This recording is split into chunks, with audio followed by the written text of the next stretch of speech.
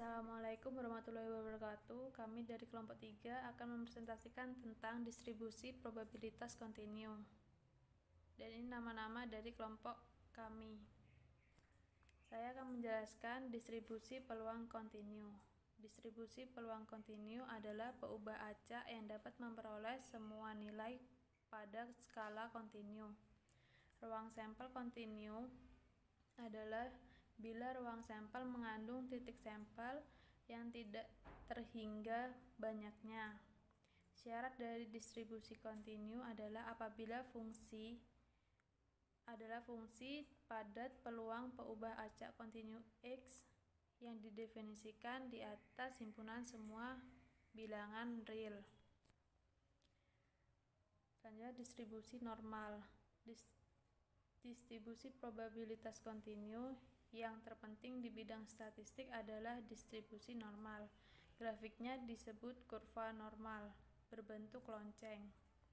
Distribusi ini ditemukan Carl Friedrich pada tahun 1777 sampai 1855 yang juga disebut Gauss. Perubah acak X yang bentuknya seperti lonceng disebut perubah acak normal dengan persamaan matematik distribusi probabilitas yang bergantung parlementer. Mean dan simpangan baku dinyatakan N dalam kurung X mean, simpangan baku. Berikut adalah contoh dari distribusi probabilitas kontinu.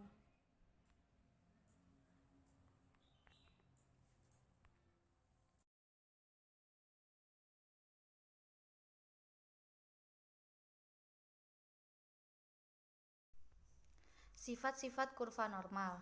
1. Modus, nilai X maksimum terletak di X sama dengan rata-rata. 2. Simetris terhadap sumbu vertikal melalui rata-rata. 3. Mempunyai titik belok pada X sama dengan rata-rata lebih kurang standar deviasi. 4. Memotong sumbu mendatar secara asimptotis. 5. Luas daerah di bawah kurva dengan sumbu mendatar sama dengan 1. Contoh soal 1. Diberikan distribusi normal dengan rata-rata sama dengan 50 dan standar deviasi sama dengan 10. Hitunglah peluang X terletak di antara 45 dan 62. Jawab. Nilai Z yang bersesuaian dengan X tersebut adalah Z1 sama dengan 45 dikurangi 50 per 10 sama dengan min 0,5 dan Z2 sama dengan 62 dikurangi 50 per 10 sama dengan 1,2 sehingga P dalam kurung X di antara 45 dan 62 tutup kurung sama dengan P dalam kurung Z antara min 0,5 dan 1,2 tutup kurung sama dengan P Z dalam kurung kurang dari 1,2 tutup kurung min P dalam kurung Z kurang dari min 0,5 tutup kurung sama dengan 0,8849 min 0,3085 sama dengan 0,5764. Contoh soal 2. Berat bayi yang baru lahir rata-rata 3.750 gram dengan simpangan baku 325 gram. Jika berat bayi berdistribusi normal, maka tentukan A. Berapa persen bayi yang beratnya lebih dari 4.500 gram? B. Berapa bayi yang beratnya antara 3.500 gram dan 4.500 gram jika semuanya ada 10.000 bayi? Penyelesaian. Diketahui X sama dengan berat bayi dalam gram. Rata-rata sama dengan 3.750 gram, simpangan baku sama dengan 325 gram. Cara mengerjakan. A.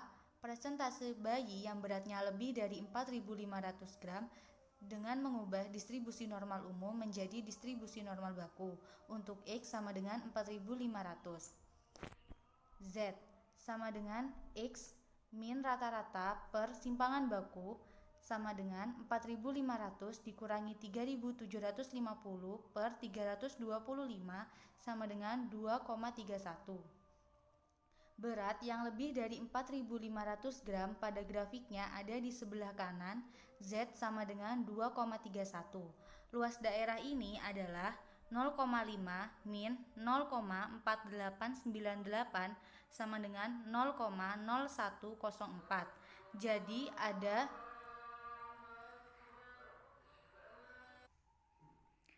Jadi ada 1,04% dari bayi yang beratnya lebih dari 4.500 gram. B. Dengan X sama dengan 3.500 dan X sama dengan 4.500 didapat Z1 sama dengan 3.500 min 3.750 dibagi 325 sama dengan min 0,77. Z2 sama dengan 4.500 min 3.750 per 325 sama dengan 2,31. Luas daerah adalah 0,2794 ditambah 0,4896 dan sama dengan 0,7690. Jadi, banyak bayi yang beratnya antara 3.500 gram dan 4.500 gram diperkirakan ada 0,7690 dikali 10.000 sama dengan 7.690 bayi. Selanjutnya, distribusi gamma dan eksponensial. Distribusi gamma mempunyai bentuk umum yang didefinisikan seperti berikut ini. Ubah acak X dikatakan berdistribusi gamma dengan dua parameter alfa, parameter bentuk, dan beta, parameter skala. Dinotasikan dengan G alfa, beta jika X mempunyai FKP. Berikut adalah bentuk dari distribusi gamma. Dengan gamma alfa sama dengan integral dengan batas 0 sampai tak hingga dari E pangkat min X kali X pangkat A min 1 dx dengan A lebih besar dari 0 disebut sebagai fungsi gamma. Untuk N bulat positif, maka gamma N sama dengan N min 1 faktorial dan didefinisikan gamma 0 sama dengan 1. Eksponensial adalah distribusi gamma dengan alfa sama dengan 1, yaitu berikut adalah bentuk dari distribusi eksponensial. Distribusi ini memiliki min sama dengan beta dan varian sama dengan beta pangkat 2. Contoh soal distribusi gamma. Variabel acak kontinu X yang menyatakan ketahanan suatu bantalan peluru dalam ribuan jam yang diberi pembebanan dinamis pada suatu putaran kerja tertentu mengikuti suatu distribusi gamma dengan alfa sama dengan 8 dan beta sama dengan 15. Tentukan probabilitas sebuah bantalan peluru dapat digunakan selama 60.000 sampai 120.000 jam dengan pembebanan dinamik pada putaran kerja tersebut. Hitunglah min dan variasi di atas. Penyelesaian P60 kurang dari sama dengan X kurang dari sama dengan 120 sama dengan Px kurang dari sama dengan 120 kurangi Px kurang dari sama dengan 60 sama dengan Fg 120 8 15 kurangi Fg 60 8 15 sama dengan Fg 120 per 15 8 kurangi Fg 60 per 15 8 sama dengan Fg 8 8 kurangi Fg 4 8 sama dengan 0,5470 dikurangi 0,0511 sama dengan 0,4959. Maka minnya sama dengan EX sama dengan alfa kali beta sama dengan 18 kali 15 sama dengan 8 kali 15 sama dengan 120. variansnya sama dengan alfa kali beta pangkat 2 sama dengan 8 kali 15 pangkat 2 sama dengan 1800. Dan simpangan bakunya sama dengan 42,43. Contoh soal distribusi eksponensial. Toko CD Beat the Hits tengah mengadakan diskon besar-besaran sehingga kedatangan pengunjung yang berdistribusi eksponensial meningkat dari biasanya menjadi 8,4 per 35 menit. Berapa probabilitas kedatangan pengunjung dalam selang waktu 8 menit atau lebih? Diketahui X sama dengan 8 menit, lambda sama dengan 8,4 per 35 menit sama dengan 0,24 per menit.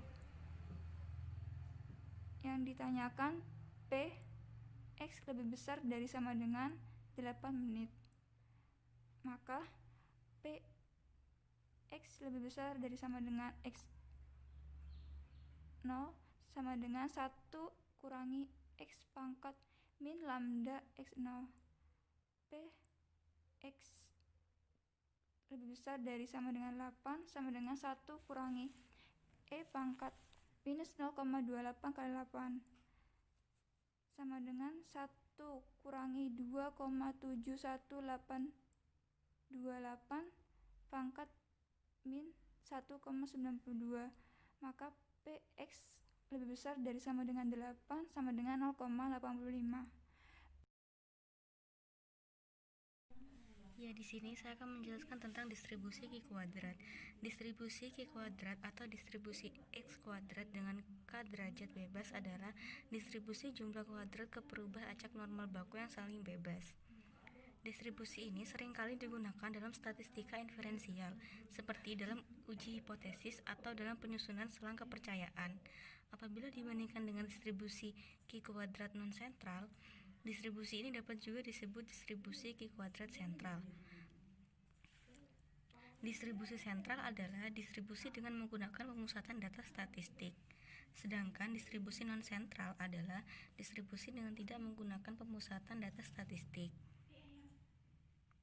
Contoh soal. Berikut adalah data banyaknya mahasiswa dengan pemakaian 3 jenis handphone di 3 kelas. Apakah proporsi pemakaian HP BB, Samsung, dan Nokia di 3 kelas tersebut sama? Lakukan pengujian proporsi dengan taraf nyata 5%. Berikut tabel tentang data mahasiswa dengan pemakaian 3 jenis handphone. Penyelesaian yang pertama, perumusan hipotesis. H0 sama dengan proporsi pemakaian HP BB, Samsung, dan Nokia di 3 kelas adalah sama. H1 sama dengan ada proporsi pemakaian HP BB, Samsung, dan Nokia di 3 kelas yang tidak sama. Hitung nilai yang diharapkan untuk terjadi menggunakan rumus Z. Untuk pengujian hipotesis dihitung sebagai berikut.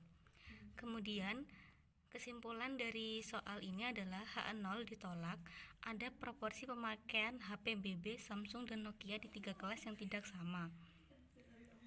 Berikutnya akan dilanjutkan oleh teman saya. Selanjutnya, saya akan menjelaskan tentang distribusi Weibull. Distribusi Weibull diperkenalkan oleh fisikawan Swedia yang bernama Walody Weibull pada tahun 1939. Distribusi Weibull adalah model data statistik dalam teori probabilitas statistik yang digunakan dalam menganalisis data waktu hidup atau jangkauan untuk menyajikan informasi tentang keakuratan dan kegagalan suatu produk. Atau distribusi Weibull akan menyelesaikan masalah-masalah yang menyangkut lama waktu atau umur suatu objek yang mampu bertahan hingga akhirnya objek tersebut tidak dapat berfungsi lagi. Dalam ekonomi, pengaplikasian distribusi Weibull dapat kita lihat untuk menghitung resiko kredit. Distribusi Weibull memiliki parameter lambda dan K, di mana lambda merupakan parameter skala distribusi dan K merupakan parameter bentuk. Parameter lambda dan K tersebut nilainya lebih besar dari 0. Selanjutnya, contoh soal. Tentukan parameter dari distribusi berikut, sehingga kita akan mencari nilai parameter bentuk dan parameter skala distribusi atau K dan lambda dari data tersebut. Nah, langkah pertama untuk menentukan parameter distribusi Weibull adalah dengan membuat ranking data yang diurutkan dari yang terkecil hingga yang terbesar, lalu dihitung lnx, seperti pada tabel tersebut. Selanjutnya, kita menghitung ranking median atau RM dengan pendekatan Bénard. Ranking median merupakan salah satu pendekatan yang dapat dilakukan dalam mengestimasi parameter distribusi Weibull. Menggunakan rumus tersebut. Nah, setelah kita menghitung ranking median, kita akan regresikan lnx dengan rumus ranking median sehingga diperoleh model regresi seperti tersebut. Setelah itu akan ditemukan nilai K atau parameter bentuk sebesar 2,6867 dan parameter skala distribusi sebesar 49,12. Sekian presentasi dari kelompok kami, kurang lebihnya mohon maaf. Terima kasih. Wassalamualaikum warahmatullahi wabarakatuh.